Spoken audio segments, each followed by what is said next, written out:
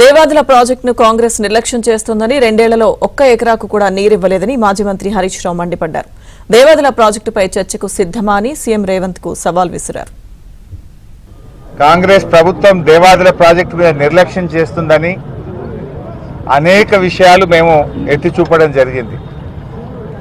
అయితే తెల్లారి ముఖ్యమంత్రి గారు వచ్చి రివ్యూ చేయడం, అన్ని మోటార్లు నడపాలని చెప్పి ఆదేశించడం, అంటే కనీసం ప్రభుత్వం నిద్రలేసింది. బీఆర్ఎస్ పార్టీ తట్టి లేపితే ముఖ్యమంత్రి గారు దేవాదుల ప్రాజెక్టును విజిట్ చేసి అన్ని మోటార్లు కూడా నడపాలి అని ఆదేశించాల్సిన పరిస్థితి వచ్చిందంటే అది బీఆర్ఎస్ పోరాటం వల్ల. మేము 3,20,000 ఎకరాలకు నీళ్ళు ఇచ్చాం, కానీ కాంగ్రెస్ వచ్చిన 2.5 సంవత్సరాల్లో 1 ఎకరా భూసేకరణ చేసింది లేదు, కొత్తగా 1 ఎకరానికి ఆయకట్టుకు నీళ్ళు ఇచ్చింది లేదు. పొంగులేటి గారిది ఒక డెడ్ లైను, ఉత్తమ్ కుమార్ రెడ్డిది ఒక డెడ్ లైను, రేవంత్ రెడ్డిది ఒక డెడ్ లైన్. డెడ్ లైన్లు మారుతున్నాయి, డేట్లు మారుతున్నాయి తప్ప ప్రాజెక్టులో అంగుళం కూడా ఇవాళ పని జరుగుతున్నటువంటి పరిస్థితి లేదు. ముఖ్యమంత్రి గారు మాట్లాడారు అసెంబ్లీలో అంటుండే, ఎస్ మేము రెడీ, నీ సవాల్కు మేము యాక్సెప్ట్ చేస్తూ ఉన్నాం.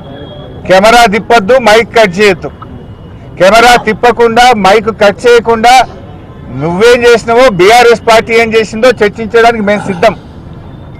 60 ఏళ్ల కాంగ్రెస్ పాలనలో చేసింది ఏందో, 9.5 ఏళ్ల బీఆర్ఎస్ పాలనలో ఏం చేసినామో మేము